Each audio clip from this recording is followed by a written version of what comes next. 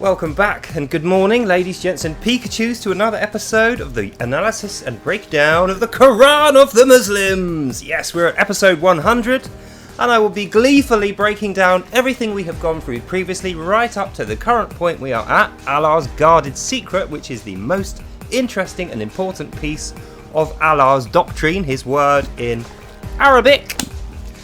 And because it's in Arabic only, if you have any doubts or questions over my factual accuracy, how you're going to do the checking of my words is by buying, translating and reading an Arabic Quran like this one, not an English one, because it's a different book, and not Quran.com, which is a false doctrine which has many parts removed or changed. It's going to have to be one of these, Allah's word in Arabic only. And once you have done that, translated and read it yourself, then and only then will you understand that everything I'm going to say to you now from my copious amount of notes is 100% true of the words of Allah himself and what Muslims believe today. So, if you've been keeping up with the series, none of this will be a surprise to you, but what we're going to do is concatenate our wealth of knowledge, everything we've gone through the previous 99 episodes. We're going to pack it all in and then revise it so we can learn everything by heart in simple, factual, bullet point terms. Then we're going to have a rest and crack on with some more Islamic doctrine so that we can defeat the coming jihad and rescue ourselves from sin. And at the same time, we can beat these guys to hell in debates and recognise when they are using taqiyya, which is lying to the infidel, and other sneaky, deceitful tactics in order to avoid being condemned by the truth of Allah's word. I'm looking forward to this one. So, ladies, gents and Pikachus, let's begin. So what I have done is I've broken everything down into one single page, and we're going to go through that in bullet point summary and then expand a little bit over the three main points of each book. And we've gone through surahs 1, 2, 3, and we're currently in 4.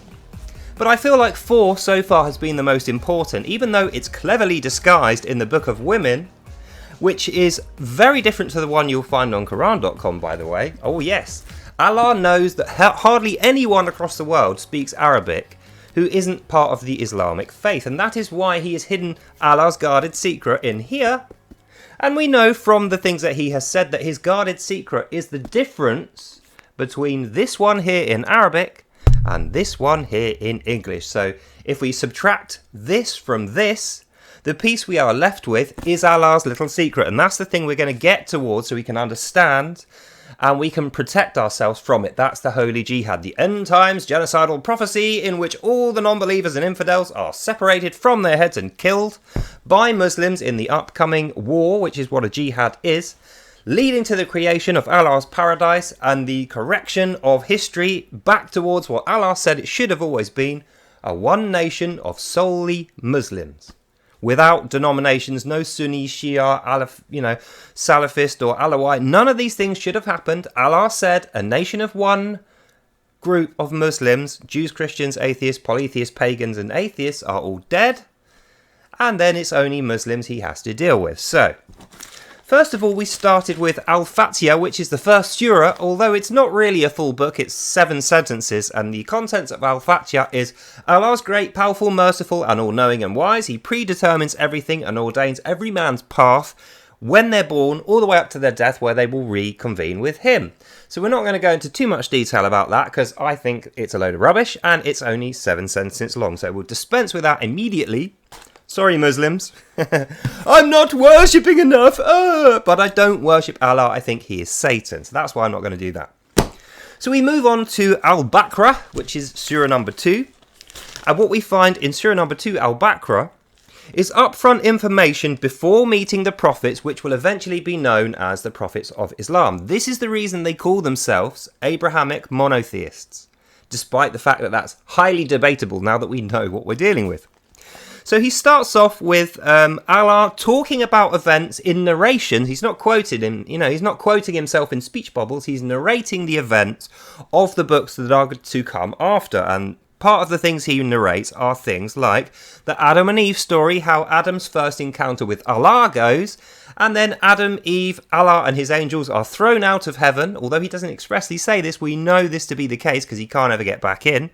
And then he starts planning to build his own paradise garden, which, as we know, requires the death of every non-believer in order to exist. So we know that's him talking about hell being created by him in the final days after the end times genocidal prophecy. He talks more about Satan's rebellion, although he doesn't call it Satan's rebellion. How do we know it's Satan's rebellion? Because he takes a third of God's angels, and after that point they're known as Allah's angels. So we know they're not God's angels, they're Allah's angels. There's only a third of them, and they are primarily sinful, evil creatures who did start off with good hearts, so they've got free will.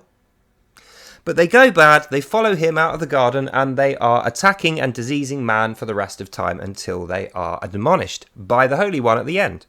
That's not in the Quran, that's in the Gospels, which is what I believe.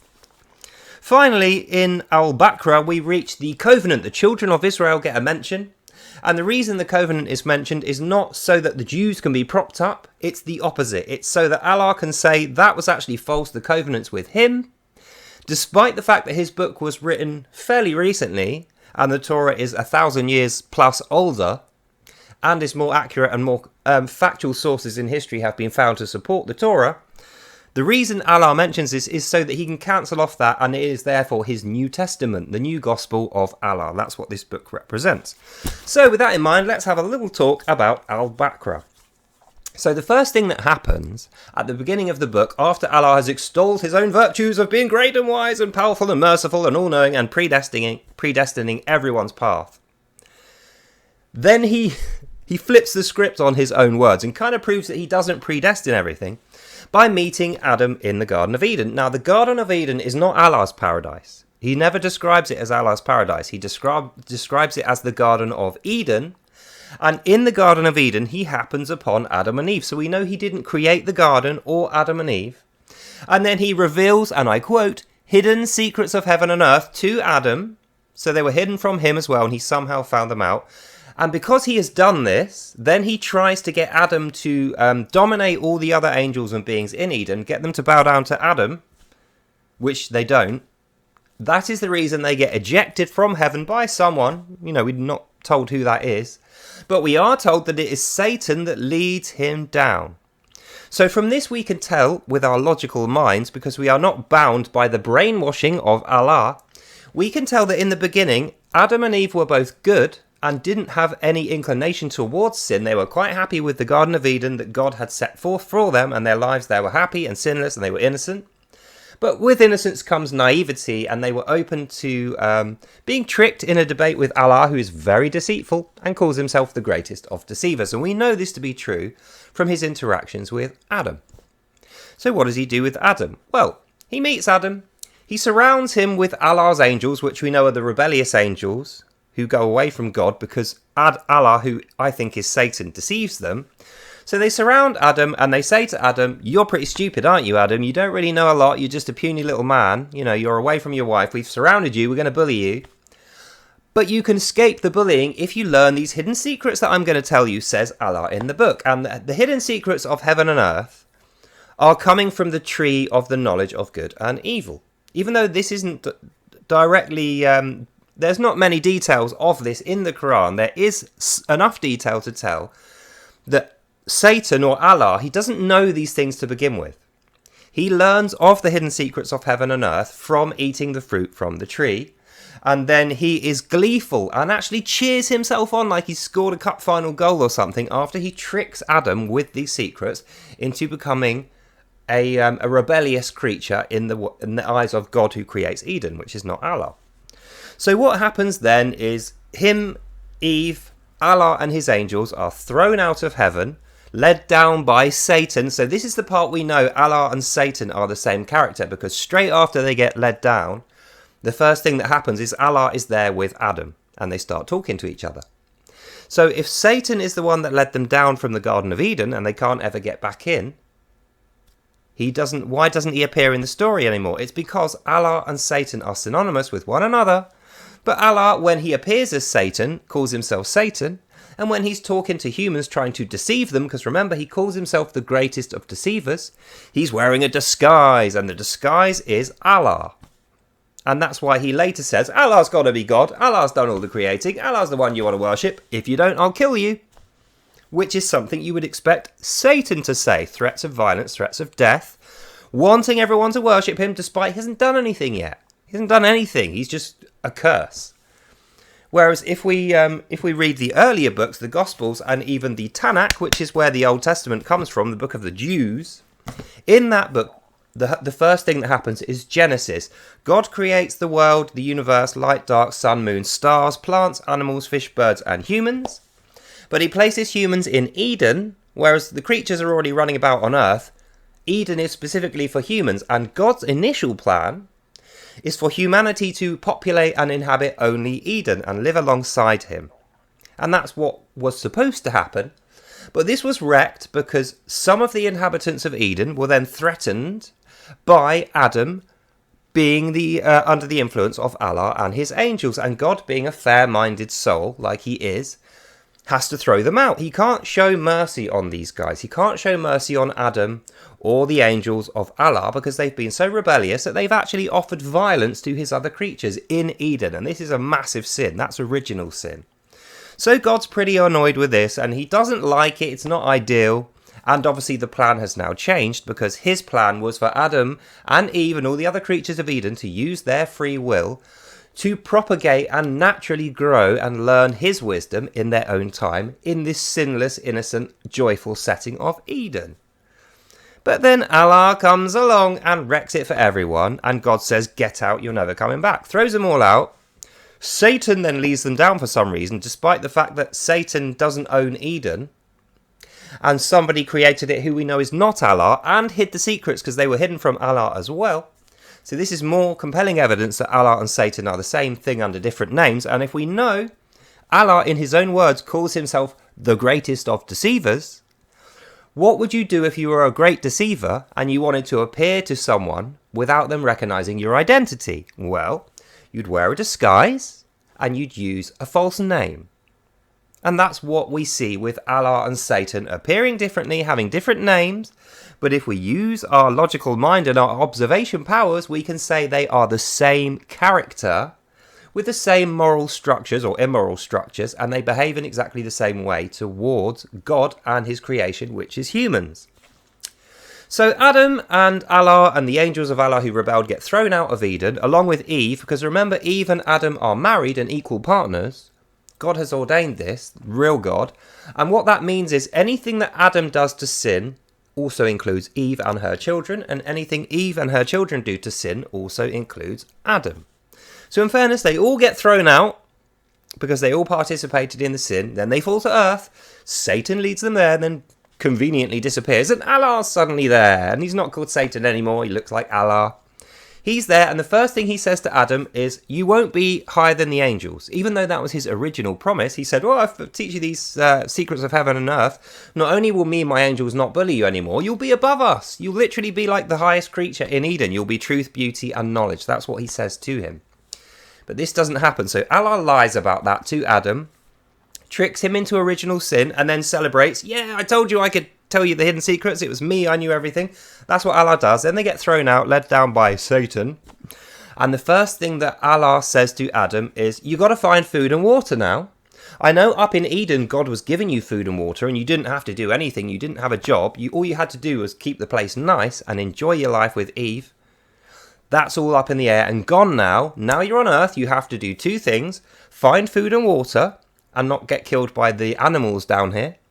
2, you have to worship me, says Allah. And you can't worship any other gods. Even though later on he's going to claim there are no other gods, we already know from his own description of Eden, somebody must have created it and hid those secrets from him, and someone must have ejected him from Eden. Otherwise, why would he leave? It's perfect. It's a paradise garden like the one he wants to build himself, only it's in the sky rather than under the ground. So all this evidence tells us Allah is actually Satan. Allah's tricking us and deceiving us like he says he's the greatest of deceivers.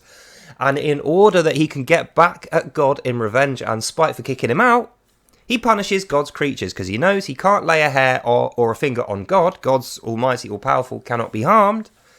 But he can be emotionally got at through the attacks on his creatures. And that is what Allah's main goal is through the first book of Al-Baqarah, is to make sure God, in full view of everyone, can see Allah is going to punish Adam and his descendants. Not only is he going to punish them, threaten them with violence if they don't do exactly what they're told, he's going to lead them into sin, teach their children and their children's children and everyone past that to live in sin and defy God, and at the same time demand that he gets God's worship.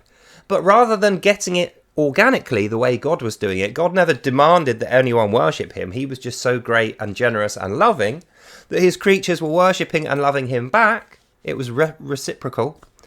Allah says, you better worship me and only me, or off with your head, you are dead, and I will punish your children, you'll all burn in hell forever. Adam knows no better, because remember, he didn't know anything. When he first met Allah, the only things he knew was God's love, Eve's love, and the surroundings of Eden, which he weren't told about. The only thing he was told about Eden is, don't eat that tree over there, Adam, because that's bad, and it'll actually lead to your death. Which turned out to be true, so we can tell from that God, who creates Eden and Adam and Eve, is good, loving, logical, wise and generous and caring, and warns Adam not to take on these hidden secrets, and therefore Adam doesn't want them, doesn't go for them naturally. Allah's introduction and trickery are the reason why Adam even knows these hidden secrets to begin with, and they do in fact then lead to him getting ejected from Eden, becoming mortal and dying after some time has passed. So that happens. Obviously, this includes Satan's rebellion, because Allah's angels, if Allah is Satan like we think, Allah's angels that got chucked out of Eden, that's the rebellious third that came down with Allah to serve Allah. And they made a pact, which we know because it's described in the book of Enoch, which, okay, it's apocryphal to the Catholic Church, but I think there's definite value in this. And it is referred to in the book of Noah and Genesis and Exodus. So we know there is some truth to this, despite that the Catholics don't like it. In here is described that Satan's rebellion and his angels are to exist upon earth, and the things that they inflict upon the Son of Man and their daughters are things like sexual slavery, things like war and the creation of weapons, things like racism and the separation of brother versus brother. And this is going to go throughout history. Let me just shut my browser. That's annoying. Sorry about that noise, I shut my browser.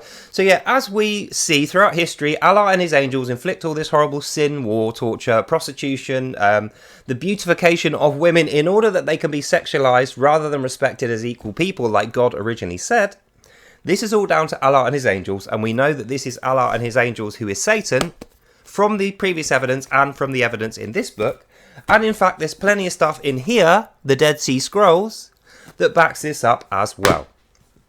And then the final thing we get to is, oh, children of Israel, as Allah is going, you're not worshipping me enough, so I'm going to tell you more reasons why you should definitely be worshipping me, not this guy who doesn't exist, according to Allah. And he says, you have made a bargain, if you like a deal with me. That's what a covenant is. A covenant is a deal where the both parties agree they're going to both do something for a common result, which is good. So the covenant the Jews have with their God is, God says, I will lead you out of Egypt, I will lead you to setting up Israel, and I'll make sure that you are never destroyed or eliminated as a race of people, and you have good lives, if and only if you are good, and you uphold my commands as best you can, the 10 commandments which were given to Moses on Mount Sinai. So that's the covenant originally, which happens way before this thing's ever written, and Allah's even a twinkle in the eye of Muhammad who wrote this. But in the Quran we're not told that. The Quran claims to be backdated before all this happens, and that's why it starts the book talking about Adam and Eve, because what we are supposed to believe is that Allah creates Adam and Eve, the garden and everything else, then gets thrown out, leads them down to earth, and he's only doing this because he's just so caring and he really cares about Adam and Eve and the progeny of those two humans, which spread about the earth.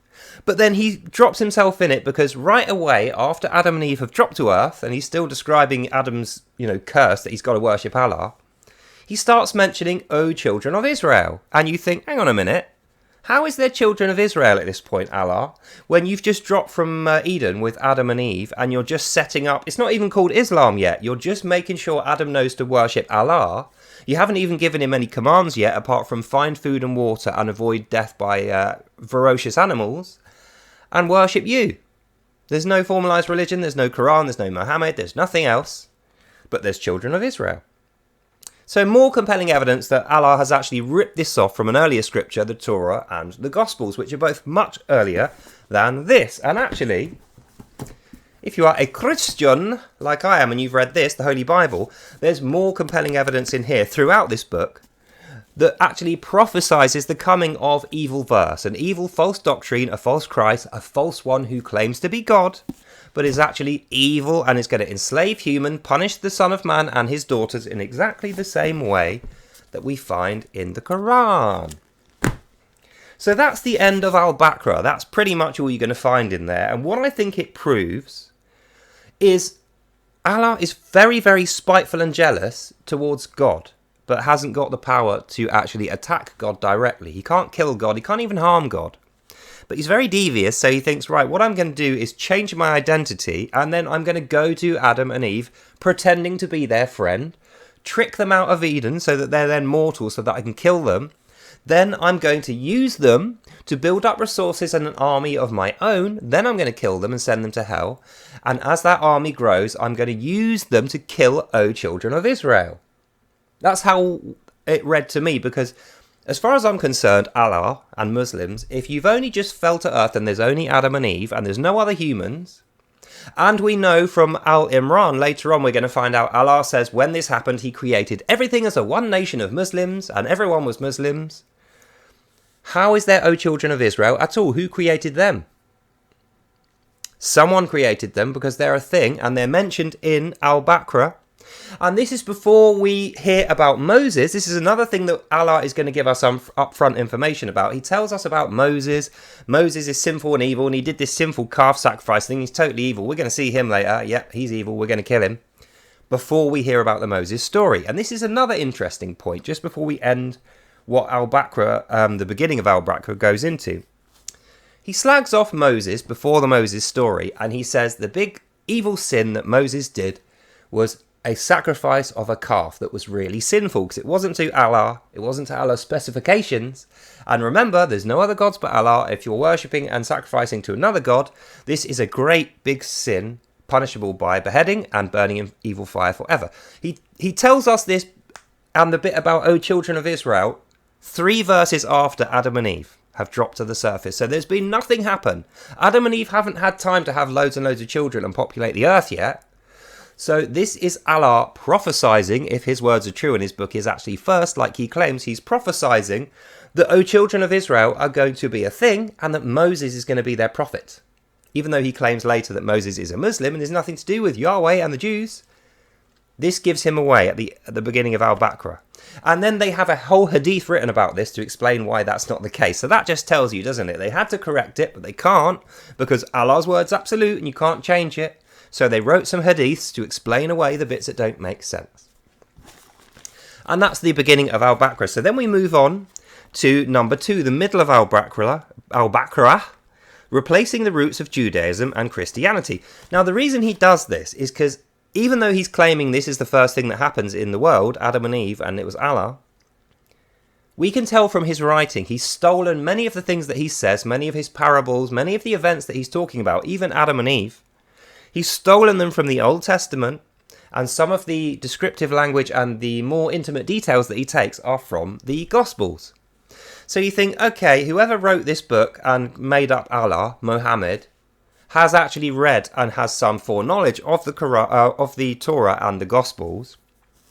And the reason, therefore, that he's mentioning these things, he wants to push all that aside because his Muslims at this point can't read or write. This is all vocal tradition. This is before the Quran was written. It's all done in vocal tradition where you're telling people, you're telling your sons, you're telling your daughters, you're telling your wives, you're telling your brothers. This is how it goes in the words of Allah. And they start with the actual Moses in Egypt story. And this is where we find out about the sinful cow and why Al-Baqarah means the heifer, the cow. So what happens is we meet Egypt, we meet the Pharaoh and the people of the Pharaoh, the Egyptians, although they're claimed in the Hadith not to be Muslims, because they've got all these weird other gods on the go in the Hadiths. In the Quran, Allah is directly controlling them and they are beholden to him. They do everything he tells them. And one of the things he tells them is enslave the Israelites. So that's what they do. They enslave the Israelites. They keep them in captivity. Moses appears and says, you have to let them go. And he won't. The Pharaoh, won't let them go. So Allah has got the Pharaoh as his kind of lieutenant, and God has got Moses as his lieutenant. And the fight from these two groups of people is over the lives of the Israelites. Because according to Allah, the Israelites should just accept their place as slaves of the Egyptians. They should accept the Islamic religion and the worship of only Allah. Throw away their God, because remember, the covenant, it wasn't with this guy, it was with Allah. They're just lying to themselves. This guy don't really exist. They're wrong about that. So he goes into a great wealth of knowledge that he has to impart upon both his Egyptians and his Israelites, who are his Israelites because they're slaves, they're stuck, can't go anywhere, and also Moses. And there's some consternation about this. There's some critical thinking going on by the Israelis and by Moses, not so much by the Egyptians. And that's the reason Allah has to put this at the beginning of his book as well. But with the foreknowledge, remember he's mentioned this up front. So his Muslims are thinking, oh yeah, I've heard about this Moses guy, but they've only heard from Allah. They haven't actually read the book, which 1,000 years previous describes him more accurately and more fully. So what happens there is Allah, in his own words, he tries to stop the Israelites from escaping, but he can't. He's warned 4 times by Moses, let them go and we won't punish you. God's saying you're going to have 4 chances, just let them go, you won't be punished. And he says, no, I'm not doing that. I don't believe in your God. He's a load of nonsense. Allah is God, by the way. And he tries to get them to devote their lives to Allah, but they won't. They just will not do it. No matter what you threaten these Israelites with, even death, they won't do it. They're not interested in Allah worship. They want to worship their God. And then the final thing that happens through Moses, Moses goes to the Pharaoh and he says, right, you're not listening to a word that we're saying, are you here? One more chance you're going to get. Let these guys go, or tonight you're going to be full terrible plagues. 7 plagues, each one worse than the last. The first one's just going to be a disease. Then you're going to have bloody water, so you're going to have a drought and famine. Then you're going to have all these different things, frogs, locusts, whatever. And the final one, if you still haven't relented and let the Israelites go, God is going to punish you and everyone who is under the worship of Allah, all the Egyptians, by killing off all their firstborn sons. And in terms of society at that point, that would have meant the end of their culture. Now remember, Egypt was the most powerful kingdom on earth at this point. They had all the money, all the religion, all the education. They had formed an Arabic script of writing, which we use today. Our number system is Arabic numbers. They already had that back then. So pre-Allah Egyptians, Arabs, were extremely intelligent people, really intelligent people, really good people. They weren't all completely moral and good, because this is like thousands of years ago. But they had an idea of morals because they had a pantheon of different gods, and each god represented a moral concept. So they had bad ones, they had kind of androgynous ones, and they had good ones. Then Allah turns up and says, no, we burn all of those, we destroy all of their temples, and we outlaw them. If you do any of that worship, you're now going to die by beheading. Strangely, he keeps the Luxor temple, which is the temple of the homosexual king Thoth, who also was the greatest trickster, the god of robbers and beggars, and the giver of luck and unluck. So he keeps that temple, and that's where he stays today. There's a big mosque at Luxor, which is like one of the main mosques there. But anyway, the point that we have to take from this is Moses is the one that allows the Israelites to escape all this horrible stuff. It's not anything to do with Allah. Allah's doing his best to keep them there, trying to kill them if they escape, but he can't do either thing. So Moses leads the Israelites out across the sea.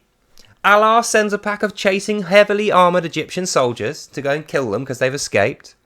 And Moses parts the Red Sea so that they can walk across. And then as the soldiers are coming in, he washes them away by getting the sea to come back in. That's how Israel has Israelite descendants in it today. That's how they survived. They got across the sea, then the sea shut. So if you look on a map, it's like a kind of crescent shape. So you've got Egypt here, then you've got a land bit here like this, and then Israel's up here. They went in a straight line across the sea.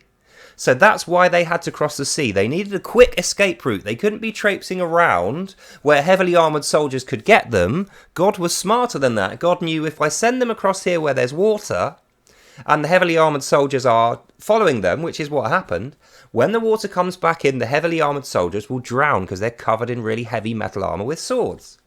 This is exactly what happens. And as this is happening, Allah himself and his angels are stood aligned across the shore, watching the escaping Israelis or Israelites. And what happens, the last thing in this chapter of the book, This is a great part. I love reading this bit. Allah stands on the shore, shouting insults to the back of the escaping Israelites and Moses, and he says, and I quote, "You filthy, disgusting Jews, I hate you, and we're going to kill every last one of you. We're going to burn down Israel when you've set it up in future. That is my prophecy." And thus is created the end times genocidal prophecy of Allah to kill the Jews, and the birth of Arabic racism towards Semitic people. That is where it starts. Before that, they didn't have that. They had them as slaves, but they didn't just hate them enough to want to kill them on sight. From this point onwards in history, Arabs who are Muslims now hate the Jews, and everything that comes out of the Jews is considered a great sin, bad and evil. And they think Christians, via Jesus being a Jew, are part of that. So they hate us too. And then the last thing is the cementing of the Islamic roots into the hole they've now cut out, because they've got rid of the Torah, the Gospels, they've got rid of Yahweh, they've even got rid of the Israelites because they escaped, and it's left a great big hole in their culture. They've got no slaves now and they're poor. Plus they've just got rid of their own gods so they can have Allah. So they fill that big hole up with more Islamic stuff. And what happens then is Allah goes back in time and starts detailing Abraham. Now, if you know anything about the Torah, Abraham is the first prophet of the Jews. He's the one who is the first Hebrew who God speaks to and has a covenant with. So we know the reason Abraham's getting a mention here is because the covenant with God was actually made with Abraham. Formerly, Yahweh and Abraham had this covenant going. And the covenant includes Abraham's descendants, Moses, Ishmael, Jacob, Israel. Jacob becomes Israel and sets up the tribe of Judah, and then later on Israel. So all that is prophesied in the Torah and has actually happened, and that's why we have Israel there today, and the Jews are a prosperous, peaceful nation, as was prophesied by Abraham. Whereas Allah's prophecy was that Israel would be destroyed by Muslims, and then they would incorporate a caliphate in Jerusalem on the spot they last killed the last Jew, and they would spread out and dominate the whole world. That's the end times genocidal prophecy, which Allah has made. And the reason why it's important that we know this now is because even though they'll deny this, they'll try and tell you lies, or they'll give you false doctrines, false copies of their book like this one with all the important bits removed. Because remember, Allah only speaks to people in Arabic. So this is the only place you're going to find details of the Holy Jihad and his end times genocidal prophecy. This book was written to put our noses off the scent and has those pieces removed or changed, and so does Quran.com. We know now that God's original covenant, including his prophecy, was that Israel was going to be set up, become a powerful, peaceful kingdom full of Jews and other people, and they were going to be prosperous not through conquest and warring against other nations, but by a brotherly love and a companionship with all their other neighbours. Which is the opposite of Allah's prophecy that he's going to kill the Jews, spread out, kill everyone else, and everyone will be Muslim. So we can see straight away the birth of Islamic racism is the Moses story in the Quran in Al-Baqarah. And the reason he has to create that is because he prophesies that the Israelite slaves will stay and they will bow to him, or they'll die. Neither one of these things happen. What actually happens is Moses leads them out and they set up Israel and they live. And they don't worship Allah. In fact, they don't like Allah. So he gets his original prophecy totally wrong.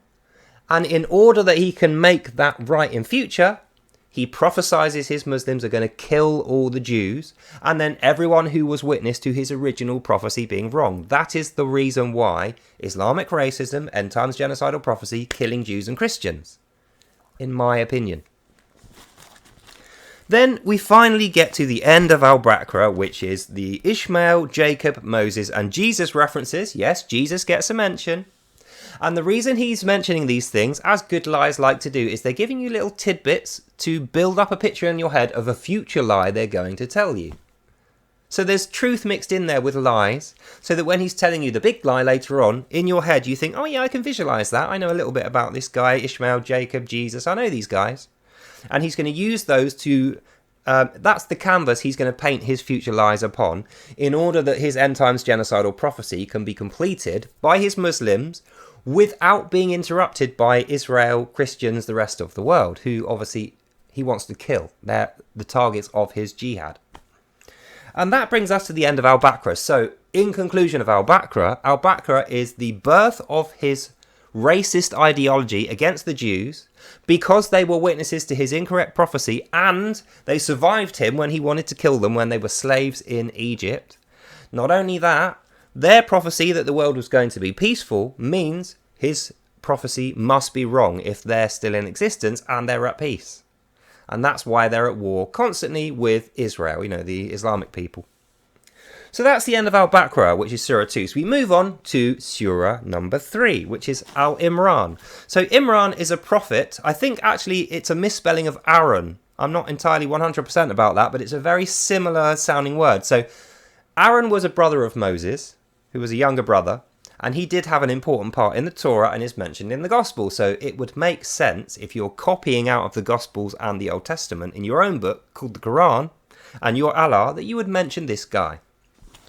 So we go on to Al-Imran, and we start off with his, the first part of the book is corrupting the prophecy of Jesus Christ and the coming of Christ. And how he does that is he builds his own little narrative where he has his own version of the Virgin Mary. Instead of being married to a Jew, however, she's married to Zachariah, who we are told is a Muslim in Mecca. So this is all happening in Mecca, like hundreds of years later than Jesus has already been and died and gone to heaven. But he makes more bad prophecies. This is the main thing you have to remember about Al-Imran, is his original prophecy. And if you are worshipping enough and you're a good Muslim, you'll believe only this and you won't have any questions. Because you have to obey and not question, otherwise you're an infidel, off with your head. The Virgin Mary is told by Allah's angels, even though you're a virgin and you're barren, we'll come back to that, because you're a virgin and barren, you can't have babies. But Allah's angels are going to come to you, they're going to bless you, they're not only going to give you a baby, they're going to give you a magical holy baby who's going to be Jesus Christ, Son of Allah. So that's the prophecy that cancels out the Gospels, because if you think about it, by the point this is written, Jesus has already been and gone and is in heaven and is now the Saviour, the Lord of all, the King of Kings. That's why we worship him. He is the guy. Then, 500 years later, the Quran is written, and Mohammed, who is writing it, knows, hang on a minute, if I've got rid of the Jews but I leave the Christians, some of my Muslims are going to want to be Christians when they hear about this Jesus guy. I know what I'll do. I'll invent another Jesus guy who's better than their Jesus guy, and I'll make him more likable towards Meccans, who is his main people. And that's what he does. So he's got Mary, he's got Zachariah, they have a child, and their child is going to be, or they don't have a child, but it's prophesied by his angels that they're going to have a child called Jesus Christ, Son of Allah. She goes away and does a few days of praying and prostrating and fasting and silent prayer and all this stuff that he asks her to do. She does what he tells her to do. But then Allah forgets that he's made this prophecy that there will be a virgin birth in Mecca, and one never occurs. So what actually occurs is a fully grown Jesus Christ, Son of Allah, comes down on a cloud, quickly arranges 12 disciples, kind of like the real one in Nazareth, and then he sends a clay pigeon. He gets a clay pigeon, makes it into a real pigeon, sends it off so that it can go and do miracles and stuff across the Middle East. And the reason he does this is so anyone who witnessed Jesus Christ doing miracles, and obviously a white dove is the sign of Christ, Allah's now taking credit for those and saying it was the dove, not Jesus, and I made the dove and sent it. So it's actually me that did all the Jesus stuff, so Jesus is false. That's what he's saying. And that is why in this one, they changed the name of Jesus to Isa, which is a slang word for camel semen. Not a good thing to call the Messiah, who is actually called Yeshua, or in Roman, Jesus. That's why we call him Jesus. His actual name, his birth name was Yeshua, or Joshua, if you had a J. They didn't have a J at this point. So anyway, that's what happens. And the reason they do this is because they're replacing the Semitic prophets one after the other with Muslim guys. Like they replaced Moses. They said he was a Muslim. Then they slagged him off and said he was evil. They replaced Abraham. Then they said he had a covenant with Allah, not with the God he actually had one with. And his son, so that means Jacob, who later becomes Israel, Ishmael. All these guys were his sons. Now they're all Muslims. And that means the only people left are Jesus and Mary, and that's why they get a mention here, and why, even though Mary is prophesied by him and his angels to have the virgin birth of Jesus, it never happens. He comes down on a cloud, and then half an hour later, 5 verses later, he's back up in heaven. He wasn't crucified, he just died normally. according to Allah. So I think the obvious thing to note about this is that the reason this is all happening is because Allah is very aware that his book, even though it's very impressively written for an illiterate guy, when he's speaking to guys who don't have a Torah or Gospel, so speaking to guys in the desert who have no books and are completely illiterate, which is what they were at this point, because remember, they destroyed Egypt and rebuilt it. So they destroyed all the culture and education that the Egyptians once had when they built the pyramids. That's all gone. And they rebuilt it with Allah's Islamic stuff, which is on a lower level. So when they saw this, or heard this Quran stuff being spoken, they were like, wow, this is amazing. This is the best thing ever. It must be divine. And the prophets actually say, you write a surah like this. Let's see you write a surah like this. No one can write like this. This is amazing. It has to be the work of Allah Akbar. Although we know he's already been referencing books which are earlier and better, i.e. the Torah, i.e. Enoch, i.e. the Gospels. And they are better. And in fact, the only one which is similar, this book here, the Book of Enoch, which has been stricken from Christian scripture and is now considered apocryphal, naughty, we don't believe this anymore. The Quran takes directly some of the verses out of that, word for word. So we know, even though Allah claims in Al-Imran that his Quran is divinely written, it wasn't divinely written by him. It was divinely inspired by Yahweh and the Messiah, the Lord of Lords, through King Enoch, who was a Jewish king, and then spoken and written for other Jews and people who would later become Christians, Coptic Christians, Eastern Orthodox and Catholics. So that's the beginning of Al-Imran, corrupting the prophecy, corrupting the coming of Jesus Christ, trying to make out that Jesus Christ was actually born in Mecca, and he wasn't even born of a virgin. He just came down on a cloud, sent a dove to go and do a load of miracles elsewhere, i.e. in Israel and other parts of the Middle East, then went back up to heaven after leaving some disciples in Mecca, who will later become important to the Quran. So we can already see what is happening here. Allah is trying to condense down thousands of years of history and scripture and prophecies which have been coming out true every single time, i.e. Torah, i.e. Gospels, and he's trying to compact them down into little short stories which can be easily understood and remembered, because remember, his guys can't read or write yet, they're illiterates, so that he can trick them into saying he is God and worshipping only him in spite of the God that threw him out of Eden. Then we go on to the middle of the book, accusing the Jews and Christians, blaming anyone but Allah for the various failures of his cultures and his kingdoms. And then Allah's false Christ, and more quotes from Allah. So what happens here, Al-Imran, he starts saying, Allah in quotes now, starts saying to people, if they say this, then you come back with this. So he's directly tutoring his people on how to refute the saints, the apostles, and the prophets of Christianity.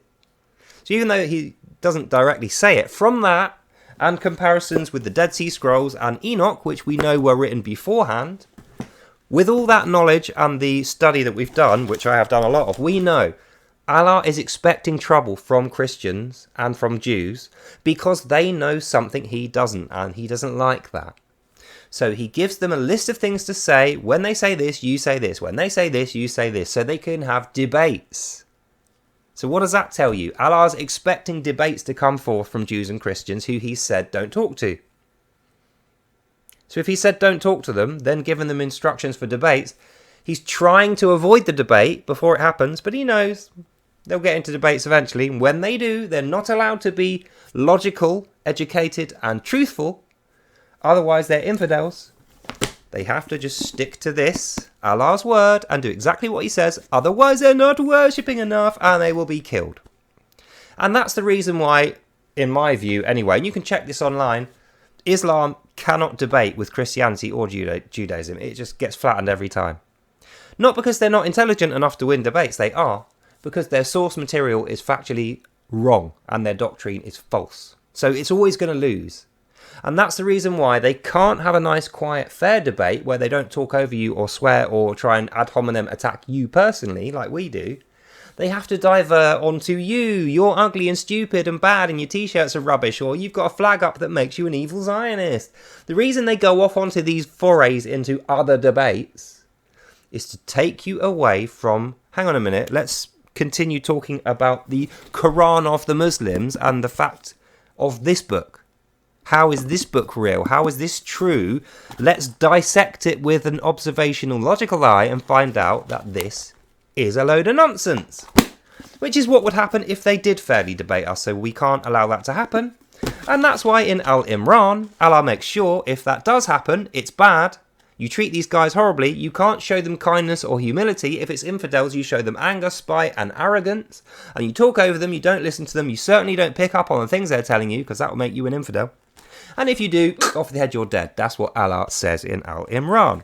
And then he finishes off Al-Imran with another repetition of the end times genocidal prophecy, killing Israel, incorporating a caliphate, spreading out, and then he starts to describe through his Sharia, which is the Islamic law, which overrules all country laws, he starts to really get into the descriptions of how the jihad, how the holy jihad, the war against the world, is going to work, and why Sharia is so important to that, because it keeps his troops in line.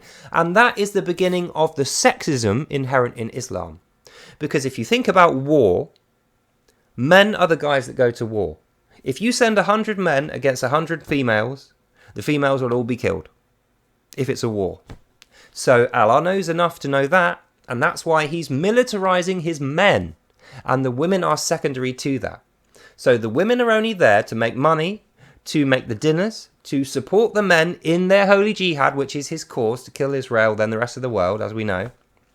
And they don't have any rights. They're not allowed to leave or have free will. They're not allowed to have 10 husbands, although a husband's allowed to have loads and loads of wives. And the reason it's like that is because if a woman has 10 husbands, she still can't have 10 sets of babies. She's only got one womb. Whereas a husband who's got 10 wives has now got access to 10 wombs and can have loads and loads and loads and loads of babies. And those loads and loads of babies can all swing swords at the Jews. And that is the end times genocidal prophecy, the jihad. So that brings us to the last piece of Al-Imran, which is how to run the jihad and how to hide it from the Westerners, because Westerners will condemn you with this jihad because it's not very peaceful, is it? Considering you claim to be a religion of peace, it's only going to be peaceful once you've wiped out everyone who doesn't only obey and serve Allah, who has their own culture or faith or religion or nation or anything, you know, or is just born an infidel. Like, that's what he thinks. We're born of evil souls. Our lives are always going to be evil, and he's predetermined this from the first day. Even though he said before that, he created everyone as a one nation of Muslims. But anyway, we know he likes to chop and change and give prophecy against prophecy and contradict himself many times. But I suppose that's the value in being able to say, blindly obey me or I'll cut off your head, and having everyone terrified to argue with you, like he does. And that is the end of Al-Imran. So in summary, Al-Imran is the book of defeating the roots of other cultures and nations so that we can blame them for the upcoming war, and we can blame them for the fact that we just lost all our slaves in Egypt. We're now currently suffering a famine.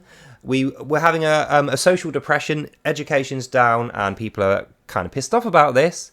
But it's fine, it's the Jews that did this, the Jews and Christians' fault, and all we need to do is kill them, and then we'll get all their money and stuff, and it'll all be fine, according to Al-Imran, and that leads to the jihad.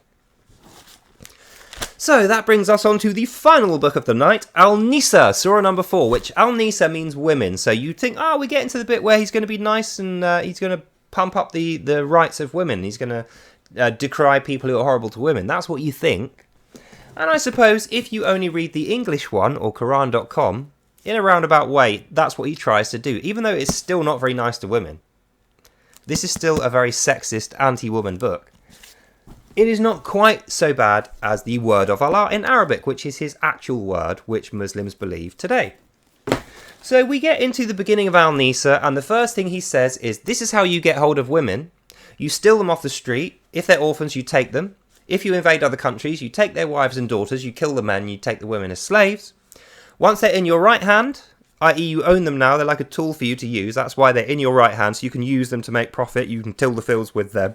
You can have them as sex slaves, concubines, prostitutes, or wives, if you like. It's up to you. And the reason this happens is twofold. Babies, for his jihad, because remember, he needs more people than the Jews have got, and they're a big kingdom now, and the rest of the world also need to be killed, because they witnessed his failure to make a prophecy at the beginning. So we need more babies. And the second thing is, women are very good earners, aren't they? If you have a load of sex slaves, and they're prostitutes, and they're constantly sleeping with people all day making money, you take all that money with your pimp hand at the end of the day. So you have a lot of money, and as we know, most of that money is given to the mosque for orphans, for charity. That's what Allah says in this one. It's all for the orphans, for charity. But as we know from this one, the orphans are the sex slaves. They're the ones making the money. So why are they giving it to him if they're going to be giving it back? They don't get it back, do they? No. They earn the money. They give it to the Muslim man. He takes a piece for himself and gives the rest to the mosque. And what we have figured out through Allah's guarded secret in here, which is not in Quran.com or the Green English Quran, the money they're saving up is a war chest to help support and facilitate the Holy Jihad, the end times genocidal prophecy, which means first killing off Israel, killing all the Jews, accusing them and blaming them for everything that's going wrong in the world so that we can, without condemnation, genocidally murder every one of them. Then set up our caliphate on the nice fertile grounds which previously were kept so nicely by God and God's people, the Jews, and really successfully so. We're going to capture that, use it to make a caliphate that spreads out across the whole world, and we're going to murder everyone else. Thus, then, Allah's prophecy will be right, and all the people who witnessed it being wrong to begin with will be dead. And that's how paradise is going to come about. That's the beginning of Al-Niisa. And then we get to Allah's secret for Arabic-only Muslims, because we know, as we went through in the beginning, Allah's dirty little secret is the difference between these two books. So it isn't mentioned in here at all. Any mention of it in here has been nicely reworded or just flat removed, and the same with Quran.com, so that when Westerners who don't speak or read Arabic are reading this, they think, oh, this Allah guy's not so bad. I mean, he's kind of weird and a bit of a pervert and, you know, lies to his people regularly and treats women fairly badly, but it's not that bad. You know, you could conceivably live with that culture. They don't want to kill you, but they do, because it's in here. And Allah says himself, anything apart from Arabic Quran like this is the work of Satan and should not be followed by Muslims, or off with your head, you're dead because you're an infidel. And that is why Allah's guarded secret is only mentioned in Arabic. And as we know, the guarded secret is the details of the Holy Jihad, the 3 stages of jihad, which are positioning, filling all the infidel countries with Muslims on the sly when they go in as a peaceful minority and they claim benefits and they set up houses and they think, oh, we're going to care about minorities, we're going to care about diversity, inclusion and equality. That's what they claim, so they can ingratiate themselves and get positions of power. Step 2 is a stealth jihad, when they start moving into advantageous positions for war and moving their enemies, who are the natives of those countries, out of position and having them argue amongst themselves. And step 3 is open jihad, when they spring the gates and start cutting people's heads off in the street and wailing, Allahu Akbar! And they kill everyone else off to facilitate the end times genocidal prophecy. And that's as far as we've got with our reading. So now I hope you have some idea why every single day I get floods of hundreds of angry, pissed off Muslims saying, you're a liar, you're a shill, you're a Zionist, your hat sucks, your t-shirt sucks, you're ugly, you're old, you can't read, you're illiterate, you're this, you're that, you're the other, you're a British evil racist colonizer, you are evil, no one should listen to you. Now we know why they are so eager to insult me personally and totally avoid the debates about this. Because Allah's secret must be guarded, and they can't guard it very well if we've read it ourselves in here. And that's what we have been doing and what we will continue to do in future episodes. So, I hope you enjoyed that. That's the conclusion of this episode and the end of this video. I hope you had a great time listening to that and you picked up on all the lovely juicy tidbits of wisdom and information on Islam. You have a lovely night, God bless you all, and I'll see you in the next one. Bye now. That is miraculous. I cannot believe I managed to get through that in one take with no mistakes. That's the best video ever that I've done. Anyway, so I hope you enjoyed that. I won't be back at 4:15. We're going to do some fun stuff for a few days and get back to normal. So God bless you all. Have a great day, and I'll see you in the next one. Bye.